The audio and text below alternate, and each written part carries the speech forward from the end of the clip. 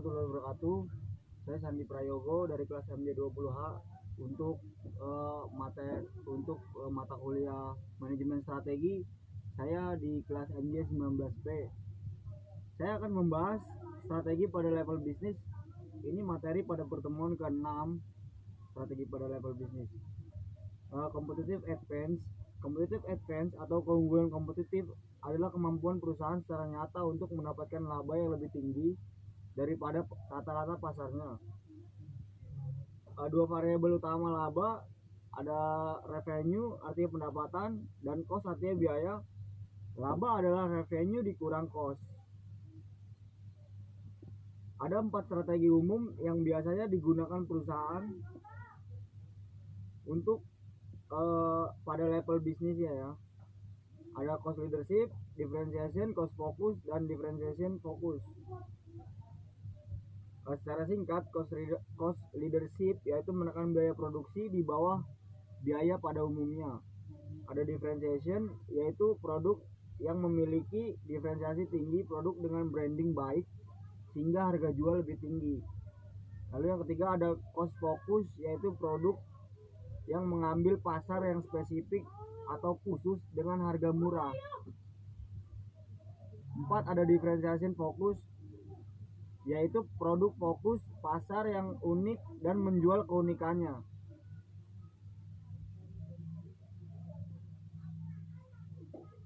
Kita ke strategi level bisnis untuk cost leadership ya, atau strategi kepemimpinan adalah salah satu strategi dalam berbisnis yang dapat membuat sebuah produk menjadi unggul.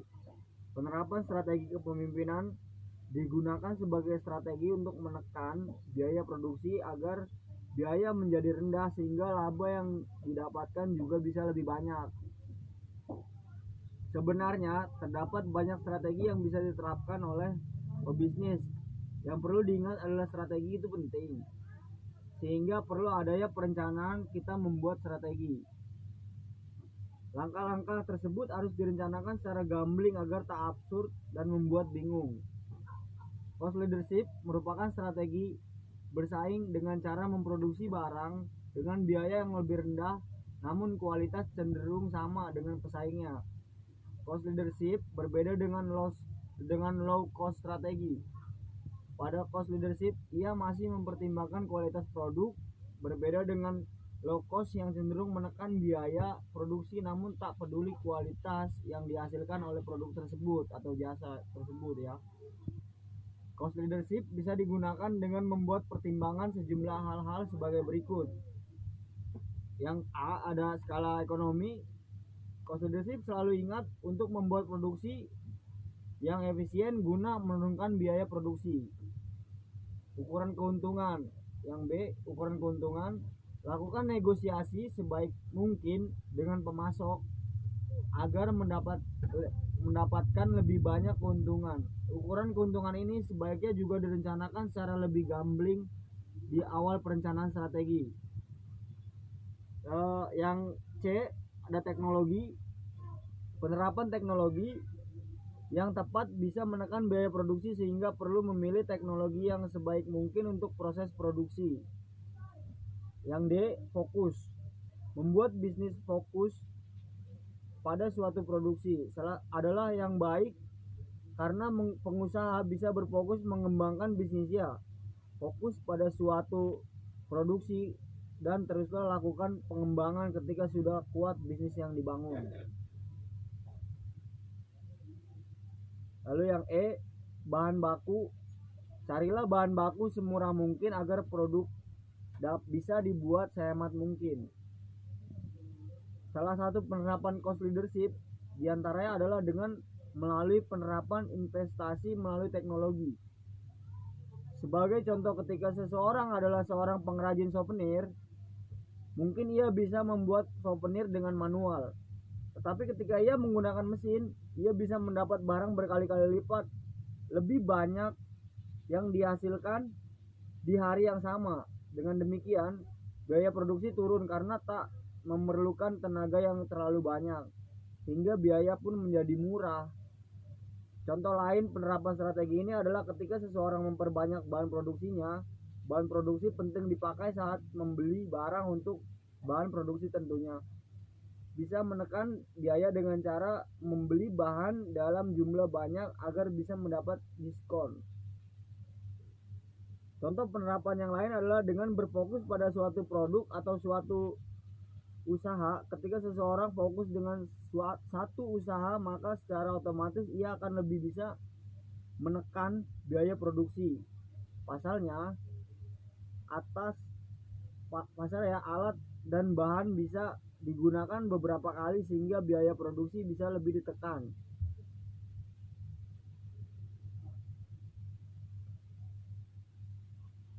Nah, untuk cost leadership sendiri itu ada kelebihan dan kekurangan. Di sini saya akan menjelaskan kelebihan cost leadership. Strategi cost leadership memiliki keuntungan, diantaranya adalah dengan biaya yang rendah, maka secara otomatis perusahaan akan memiliki keuntungan yang lebih besar. Keuntungan yang lain adalah harga jual juga dapat ditekan. Hal ini penting dalam menghadapi persaingan pasar. Selain itu bisa lebih fokus pada suatu produk. Ketika fokus, maka keuntungan yang dapat dicapai adalah lebih profesional. Hal ini karena sudah terlatih mengerjakan produk-produk tersebut. Strategi ini juga melindungi dari tekanan kompetitif pesaing karena memiliki biaya yang terendah. Meskipun mungkin penerapan strategi ini akan terasa berat ketika pesaing menerapkan juga strategi yang sama. Kekurangan cost leadership. Strategi cost leadership juga memiliki sejumlah kekurangan. Kekurangan tersebut diantaranya adalah timbulnya kecenderungan untuk mengabaikan konsumen. Hal ini karena fokus pada produk yang itu-itu saja, maka bisa menimbulkan kesan bahwa Anda cenderung mengabaikan konsumen. Perusahaan cenderung terlalu monoton untuk produk yang itu saja gitu. Strategi ini juga sangat rawan untuk ditiru oleh orang lain atau perusahaan lain, namun tak perlu khawatir dengan persaingan karena apapun strateginya memang akan selalu ada pesaing di dalamnya. Perusahaan yang menerapkan cost leadership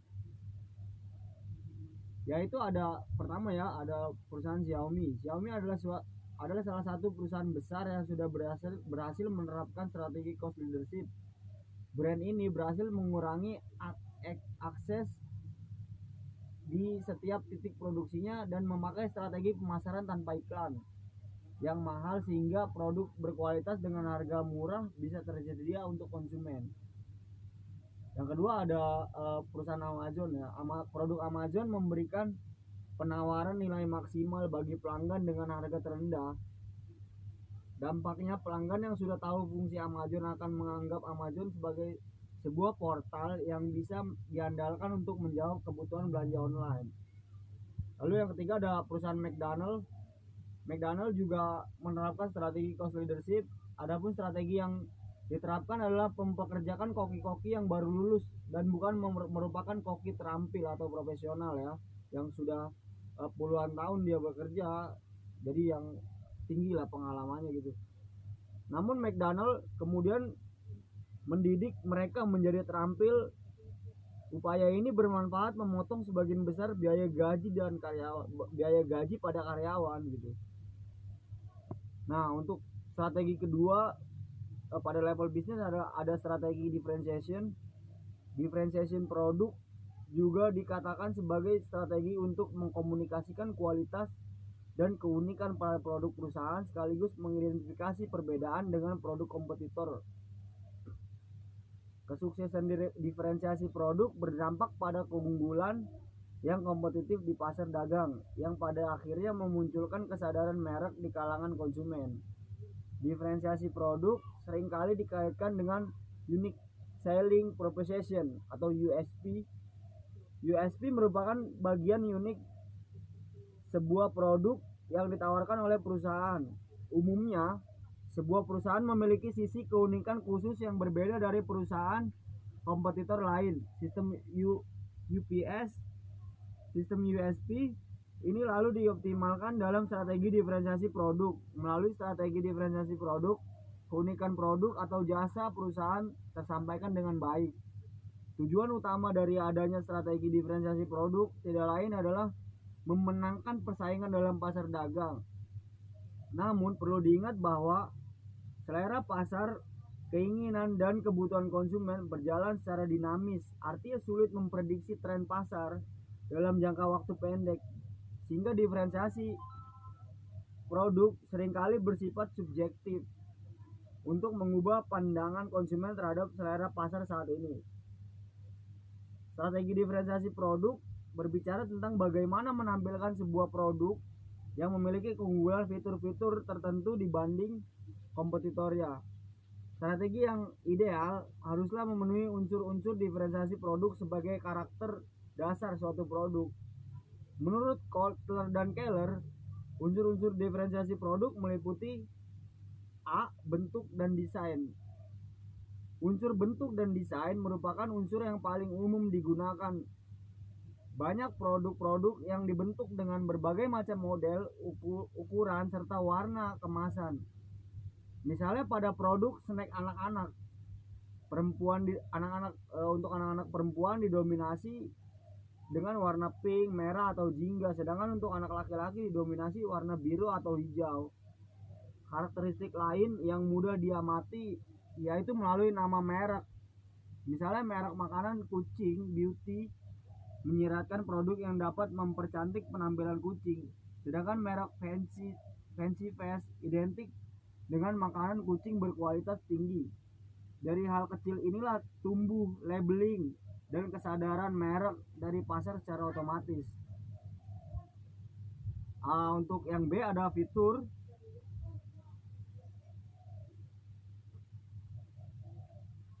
Sebelum menghasilkan suatu produk, perusahaan mensurvei dan menseleksi fitur-fitur terbaru yang berhubungan dengan kebutuhan konsumen saat ini. Setelah mengobservasi dan survei pasar, perusahaan lalu mempertimbangkan fitur-fitur yang potensial untuk menjajaki pasar.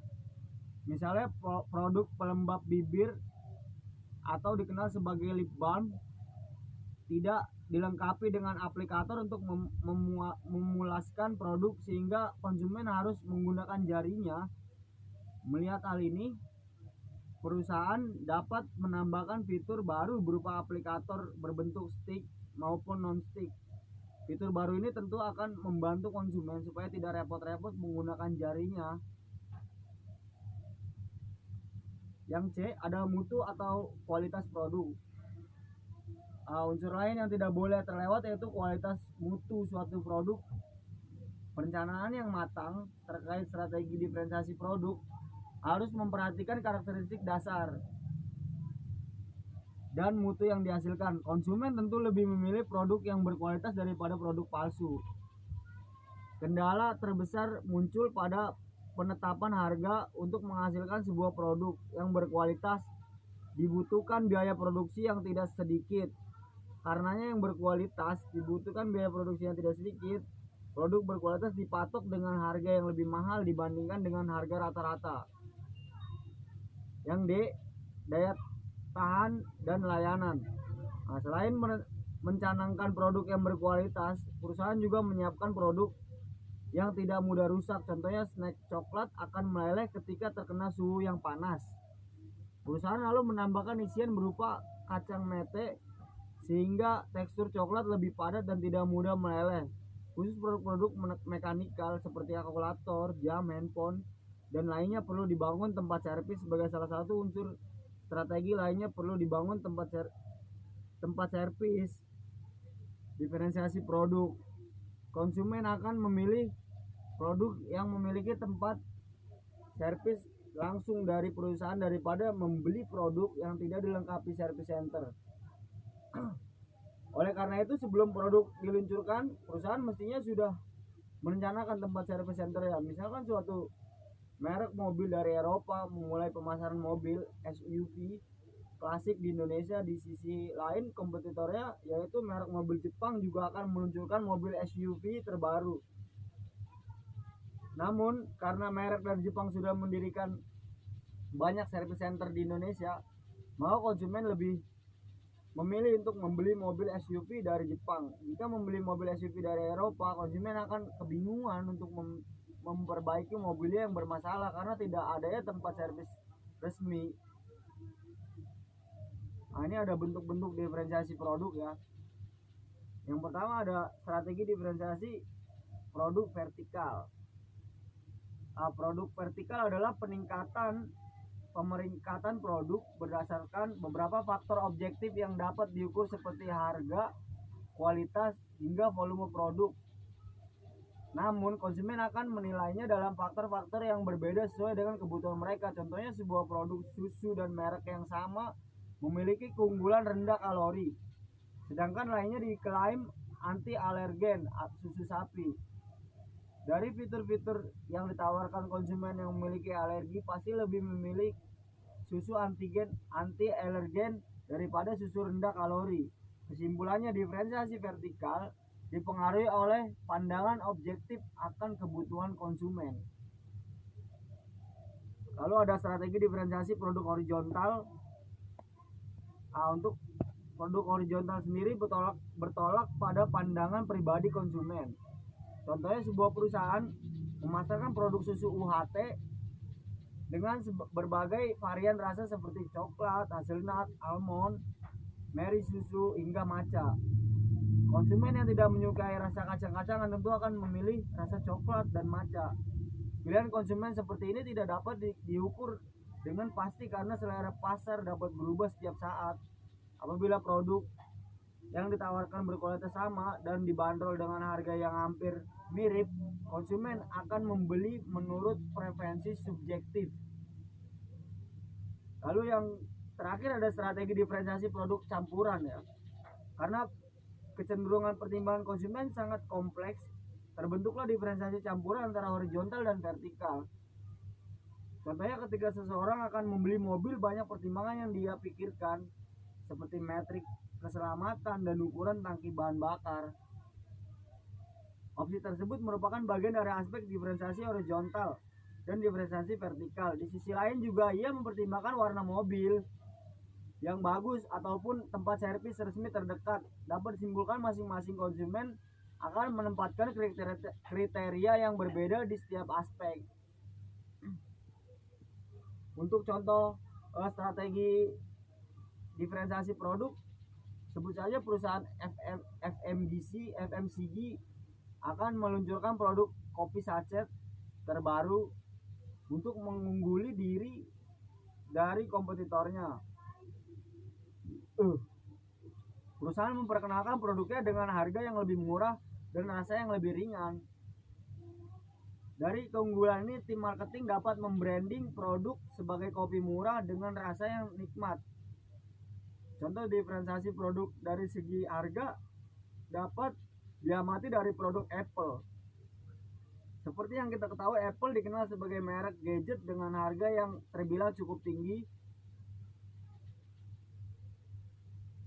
Kualitas produk yang menggunakan teknologi terbaru dan belum pernah digunakan kompetitor lainnya. Selain itu, Apple juga menarik minat konsumen dengan memperkenalkan hype baru sebelum produknya diluncurkan. Strategi ini merupakan cara yang cerdas untuk mengkampanyekan produk sehingga penjualan pre-order meningkat. Diferensiasi produk merupakan cara atau langkah-langkah yang diambil perusahaan untuk menguasai pasar dagang berdasarkan minat konsumen. Nah, apabila sebuah produk dapat menunjukkan sisi keunikannya yang berbeda dari produk kompetitor, maka produk tersebut dikatakan memiliki keunggulan kompetitif untuk menarik minat konsumen. Lalu yang ketiga ada strategi fokus. Strategi fokus sendiri digunakan untuk membangun keunggulan bersaing dalam suatu segmen pasar yang lebih sempit. Strategi jenis ini ditunjukkan untuk melayani kebutuhan konsumen yang jumlahnya relatif kecil dan pengambilan keputusannya untuk membeli relatif tidak dipengaruhi oleh harga. Dalam pelaksanaannya, terutama pada perusahaan skala menengah dan besar, strategi fokus diintegrasikan dengan salah satu dari dua strategi generik lainnya, strategi biaya rendah atau strategi pembedaan karakteristik produk. Strategi ini biasa digunakan oleh pemasok atau niche market, segmen khusus atau khas dalam suatu pasar tertentu, disebut pula sebagai ceruk pasar.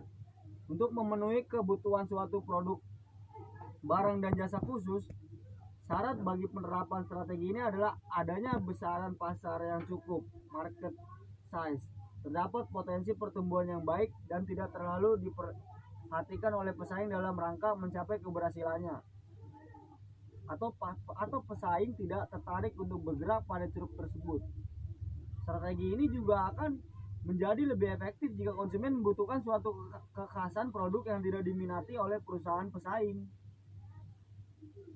Biasanya perusahaan yang bergerak dengan strategi ini lebih berkonsentrasi pada suatu kelompok pasar tertentu, wilayah geografis tertentu, atau produk barang atau jasa tertentu dengan kemampuan memenuhi kebutuhan konsumen secara baik. Excellent delivery. Ada contoh untuk strategi ini, yaitu lagi-lagi perusahaan Apple sejak hadir di industri komputer memperoleh banyak keuntungan yang akhirnya menjadi ciri khas yang tidak bisa ditiru oleh Dell atau IBM sebagai pesaing mereka. Kompetensi inti ini membuat komputer Apple berdiri dengan keunikannya di tengah raksasa industri komputer lainnya. Ini yang menopang Apple bahkan dalam pusaran perubahan industri yang begitu cepat. Apple telah membangun strategi cost focus yang kuat, bahkan cocok dengan tantangan dunia industri saat ini. Kompetensi yang dibuat Apple sendiri yaitu kreativitas. Apple mampu secara gesit dan inovatif dalam mengembangkan komputer dan perangkat lunak, membedakannya dengan pesaing lain. Ini membuat Apple berdiri sendiri di antara pesaing. Apple dianggap sebagai yang paling terdepan dalam hal revolusi yang mampu mengintegrasikan antara musik, gambar, dan animasi. Apple juga dipandang sebagai produk terdepan setelah berhasil menciptakan iOS yang memaksa Microsoft untuk meminta registrasi untuk bisa masuk ke dalam Macintosh. Dengan memiliki desain konoklastik revolusioner, Apple tidak bisa ditiru oleh pesaing lain. Walau kekuatan dan kemajuan Apple di atas Dell, IBM, Microsoft menjadi ancaman untuk Apple, bahkan Dell yang mampu melihatkan kelemahan Apple langsung bergerak dengan strategi penurunan biaya dan melakukan pendekatan langsung kepada pengguna komputer. Namun tidak ada yang mampu menyalip Apple yang telah punya fokus produk pada para profesional dan memproduksi komputer yang dirancang untuk memenuhi kebutuhan profesional yang tepat. Komputer yang dirancang untuk para profesional memiliki fungsi kompleks yang memenuhi persyaratan mereka saat ini gitu. Yang keempat, yang terakhir adalah strategi diferensiasi fokus. Fokus differentiation strategi adalah suatu strategi yang mendasar pada penawaran produk atau jasa yang memiliki keunikan dibanding pesaing yang fokus pada segmen pasar tertentu. Kategori keberhasilan strategi ini tergantung pada, yang pertama ada keberadaan segmen pasar tertentu yang menginginkan produk dengan keunikan tertentu. Lalu yang kedua, kemampuan perusahaan untuk bersaing menawarkan produk yang unik pada segmen pasar tertentu. Strategi ini hampir mirip dengan differentiation, namun dalam strategi ini kamu harus menargetkan pasar khusus, sedikit kompetitor, dan produk atau layanan yang kamu tawarkan punya keunikan. Kamu sudah mengidentifikasi pasar yang lebih kecil untuk difokuskan sehingga dapat secara spesifik menarik kebutuhan dan keinginan pasar ini. Strategi ini sering melibatkan loyalitas merek yang kuat antar konsumen. Agar strategi ini berhasil, perusahaan harus terlebih dahulu mengidentifikasi bahwa kelompok konsumen memiliki kebutuhan yang berbeda dari populasi pasar yang lebih luas. Jika tidak ada variasi dalam kebutuhan, maka tidak ada dasar yang valid untuk diferensiasi. Selain itu, perusahaan juga harus memastikan bahwa pesaing lain belum memenuhi kebutuhan spesifik dan unik yang telah mereka diidentifikasikan sebelumnya gitu. Ya, sekian presentasi dari saya sendiri untuk strategi pada level bisnis yang telah saya bawakan tersebut. Selebihnya saya mohon maaf. Assalamualaikum warahmatullahi wabarakatuh.